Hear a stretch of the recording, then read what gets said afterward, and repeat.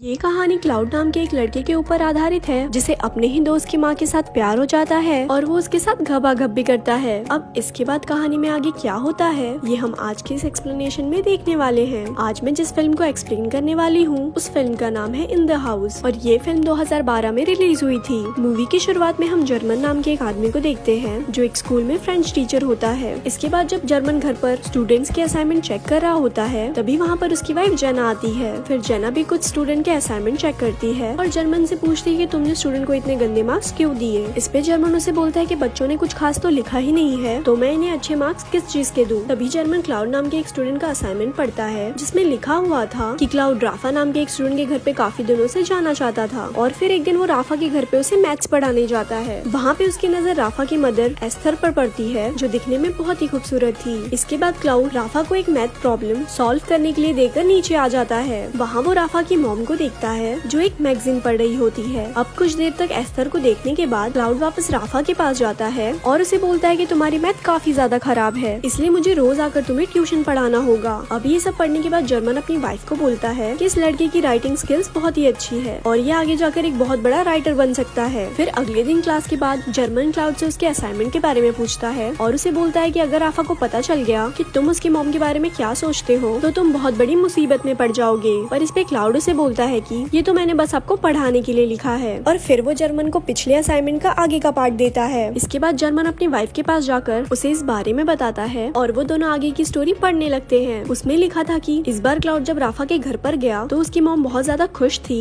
क्योंकि क्लाउड की वजह से राफा मैथ्स में बहुत अच्छा हो रहा था। फिर जब राफा की मॉम वहाँ से जा रही होती है तो क्लाउड उसे गंदी नजरों से देखने लगता है। अब ये सब पढ़ के जेना को काफी अजीब लग रहा था कि एक बच्चा इतना गंदा कैसे सोच सकता है, पर जर्मन को इससे कोई फर्क नहीं पड़ता क्योंकि वो क्लाउड के राइटिंग स्किल से बहुत ज्यादा इम्प्रेस था। फिर अगले दिन जर्मन स्कूल में क्लाउड की फैमिली की इन्फॉर्मेशन निकालता है और उसे पता चलता है क्लाउड की फैमिली 2 साल पहले यहाँ पर शिफ्ट हुई है और वो लोग कई बार अपना घर बदल चुके हैं। अब इससे जर्मन को लगता है कि क्लाउड काफी ज्यादा परेशान रहता है और उसे एक प्रॉपर गाइडेंस की जरूरत है। इसीलिए जर्मन अब डिसाइड करता है कि वो क्लाउड को एक अच्छा राइटर बनाने में उसकी मदद करेगा। फिर क्लाउड भी जर्मन को उसके आगे का असाइनमेंट देता है जिसमें लिखा हुआ था कि जब क्लाउड वापस से राफा के घर पर गया तब राफा और उसके डैड मैच देख रहे थे। तभी राफा की मॉम वहाँ पर आती है और वो क्लाउड के पास आकर बैठ जाती है। थोड़ी देर बाद राफा के डैड को एक अर्जेंट कॉल आता है और वो उठ के वहाँ से चले जाते हैं। अब ये देखकर क्लाउड सोचता है कि अगर ऐसे ही राफा के मॉम और डैड के बीच में दूरियां बढ़ती गई तो वो राफा की मॉम को आसानी से पटा लेगा। अब ये असाइनमेंट जब जर्मन अपनी वाइफ को पढ़ाता है तब उसकी वाइफ को भी ये लगने लगता है कि क्लाउड की राइटिंग स्किल्स काफी अच्छी है। फिर अगले दिन स्कूल में क्लाउड जर्मन को एक और असाइनमेंट देता है जिसे घर आकर जर्मन अपनी वाइफ के साथ पढ़ने लगता है। उसमें क्लाउड ने लिखा था कि मैंने इस बार राफा को मैथ की बहुत ही मुश्किल प्रॉब्लम सॉल्व करने दिया और फिर मैं नीचे राफा की मॉम को देखने चला गया। नीचे राफा की मॉम और डैड आपस में बहस कर रहे थे जिसे देखकर क्लाउड को बहुत ही अच्छा लगता है। थोड़ी देर बाद जब राफा की मॉम बाहर आती है तो वो क्लाउड को देख लेती है पर तभी क्लाउड सामने रखी हुई पेंटिंग को देखने का नाटक करता है। पर राफा की मॉम को ये पता चल गया था कि क्लाउड उनकी बातें सुन रहा है, इसलिए वो रात को राफा के डैड को बोलती है कि उन्हें राफा के लिए कोई दूसरा ट्यूटर ढूंढना होगा। अब ये सब बातें क्लाउड भी छुपकर सुन रहा होता है और अब उसे बहुत ज्यादा टेंशन होने लगती है क्योंकि अगर इस बार राफा के मैथ्स में अच्छे नंबर नहीं आए तो वो राफा के घर पे ट्यूशन पढ़ाने नहीं आ पाएगा। अब बहुत सोचने पे क्लाउड को एक आइडिया आता है और वो अगले दिन जर्मन को मैथ्स का पेपर चुराने के लिए बोलता है और साथ ही वो उसे ये भी बोलता है कि अगर उसने ऐसा नहीं किया तो वो राइटिंग करना छोड़ देगा। अब ये सुनकर जर्मन बहुत ही ज्यादा परेशान हो जाता है क्योंकि वो क्लाउड को एक बहुत ही अच्छा राइटर बनाना चाहता था। इसीलिए वो क्लाउड के बोलने पर मैथ का पेपर चुरा लेता है और वो उन पेपर्स को क्लाउड को दे देता है। अब अगले दिन जब टेस्ट होता है तो राफा के उसमें बहुत अच्छे मार्क्स आते हैं जिसको देख के उसके मॉम डैड को बहुत अच्छा लगता है और वो क्लाउड को राफा को ट्यूशन पढ़ाने देते हैं। इसके बाद राफा के डैड क्लाउड को उनके साथ फुटबॉल मैच खेलने को बोलते हैं पर क्लाउड उन्हें मना कर देता है क्योंकि जब वो दोनों मैच खेलने के लिए बाहर जाएंगे तो घर पे राफा की मॉम अकेली होगी जिस वजह से वो उनसे अकेले में मिल पाएगा। फिर अगले दिन जब राफा अपने डैड के साथ मैच खेलने के लिए जाता है तो क्लाउड राफा के घर पर आ जाता है। वहाँ पे राफा की मॉम अकेली थी और उनके पूछने पे क्लाउड बताता है कि वो यहाँ पर अपनी मैथ्स की बुक लेने आया है। पर जब उसकी मॉम मैथ्स की बुक को ढूंढने लगती है तो उसे वहाँ पर कोई बुक नहीं मिलती। इसके बाद क्लाउड राफा की मॉम की इयररिंग्स देख के बोलता है कि ऐसी ही इयररिंग उसकी मॉम के पास भी थी पर अब वो इस दुनिया में नहीं है। अब ये सुनकर राफा की मॉम इमोशनल हो जाती है और फिर वो दोनों कोल्ड ड्रिंक पी के बातें करने लगते हैं। अब ये स्टोरी सुनकर जर्मन की वाइफ उसे बोलती है कि अगर राफा के डैड को इस बारे में पता चल गया तो वो उसे जिंदा नहीं छोड़ेंगे। पर इस पे जर्मन उसे बोलता है कि ऐसा कुछ नहीं होगा। रात को फिर जर्मन क्लाउड का एक और असाइनमेंट पढ़ता है जिसमें लिखा हुआ था कि इस बार उसे राफा के घर पे बहुत लेट हो गया था तो राफा के डैड ने उसे यहीं पर ही सोने के लिए कहा। फिर जब राफा क्लाउड को उसका रूम दिखाने के लिए जाता है तो वो क्लाउड को बोलता है कि वो उसका बेस्ट फ्रेंड है और इसके साथ ही वो उसे किस करने लग जाता है। अब इससे हमको पता चलता है कि राफा क्लाउड को लाइक करता है। फिर जब आधी रात हो जाती है तो क्लाउड चुपके से राफा की मॉम के रूम में जाता है और वो उसे सोते हुए देखता रहता है। अब ये पढ़ने के बाद जर्मन की वाइफ को काफी अजीब लगता है और जर्मन उसे बोलता है कि इसमें कोई भी गलत बात नहीं है और क्लाउड की उम्र के बच्चों में ये सब फैंटेसीज होती ही है। फिर अगले दिन हम क्लाउड को देखते हैं जो राफा की मॉम के करीब आता जा रहा था। इसके बाद रात को राफा की मॉम और डैड के बीच में झगड़ा होता है और वो झगड़ा धीरे धीरे बढ़ने लगता है। फिर राफा के डैड जब गुस्से में वहाँ से बाहर चले जाते हैं तब वहाँ पर क्लाउड आता है और वो राफा की मॉम को एक लेटर देकर वहाँ से चला जाता है। अगले दिन उस लेटर को पढ़कर राफा की मॉम क्लाउड को अपने पास बुलाती है और फिर जब वो लोग बातें कर रहे होते हैं तो क्लाउड जर्मन को इमेजिन करने लगता है। इसके बाद राफा की मॉम को वो लेटर पढ़कर बहुत अच्छा लगता है और वो वहीं पर क्लाउड को किस करना शुरू कर देती है। अब ये सब राफा खिड़की से छुपकर देख रहा होता है और उसे ये देखकर बहुत बुरा लगता है, जिसके बाद वो अपने रूम में आता है और आत्महत्या कर लेता है। और असाइनमेंट के लास्ट में लिखा होता है कि कहानी अभी बाकी है। अब जब जर्मन ये सब पढ़ता है तो वो काफी ज्यादा शॉक हो जाता है और अब वो ये बात अपनी वाइफ को भी नहीं बता सकता था। फिर अगले दिन जब जर्मन स्कूल जाता है तो वो वहाँ पर राफा के बारे में पूछने लगता है। वहाँ से पता चलता है कि आज राफा स्कूल नहीं आया। अब ये जानकर जर्मन काफी ज्यादा परेशान हो जाता है और वो एक टीचर के पास जाकर उसे राफा के घर पर कॉल करने के लिए बोलता है। फिर जब टीचर राफा के घर पर कॉल करती है तो उसे पता चलता है कि राफा बीमार है, इसीलिए वो आज स्कूल नहीं आया है। अब ये सुनकर जर्मन को थोड़ा अच्छा फील होता है और फिर वो क्लाउड से पूछता है कि आज तुमने असाइनमेंट में झूठ क्यों लिखा। इस पे क्लाउड उसे बताता है कि ऐसा उसने इसलिए किया क्योंकि वो कहानी को थोड़ा और इंटरेस्टिंग बनाना चाहता था। अब जर्मन को भी ये लगने लगा था कि अगर राफा को ये सब पता चल गया तो वो सच में आत्महत्या कर लेगा, इसीलिए वो क्लाउड को ये सब लिखना बंद करने के लिए बोलता है। पर क्लाउड उसे मना कर देता है और बोलता है अब मैं लिखना बंद नहीं कर सकता। अब ये सुनकर जर्मन उसे बोलता है कि ठीक है, पर मैं अब तुम्हारी और कोई स्टोरी नहीं सुनूंगा। अब ये सुनने के बाद क्लाउड अपनी अगली स्टोरी को वहीं डस्टबिन में फेंक कर चला जाता है, पर तभी जर्मन भी अपने आप को रोक नहीं पाता और वो स्टोरी को डस्टबिन से निकाल कर पढ़ने लगता है। उसमें लिखा था कि आज राफा के घर डैड बहुत उदास आए थे क्योंकि वो अपने जॉब से बहुत ज्यादा परेशान है। पर तभी राफा की मॉम वहाँ पर आती है और उन्हें बताती है कि वो प्रेग्नेंट है। ये सुनकर राफा के डैड बहुत खुश हो जाते हैं, पर तभी वहाँ राफा आता है और उन्हें बोलता है कि क्लाउड अब हमारे घर नहीं आएगा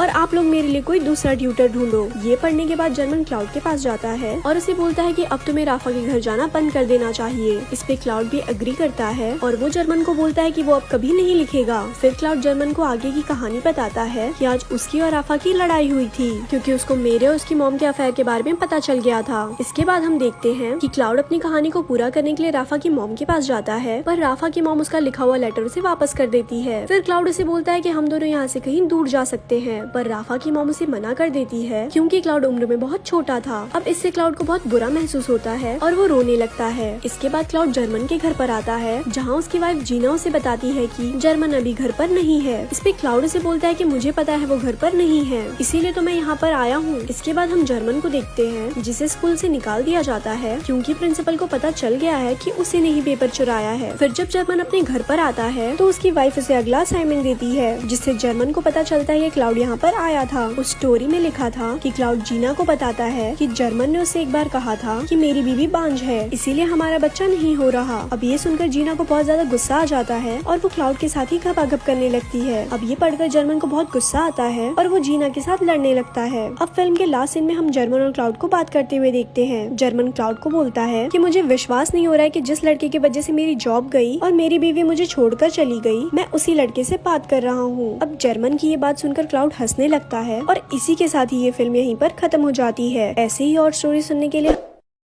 धन्यवाद।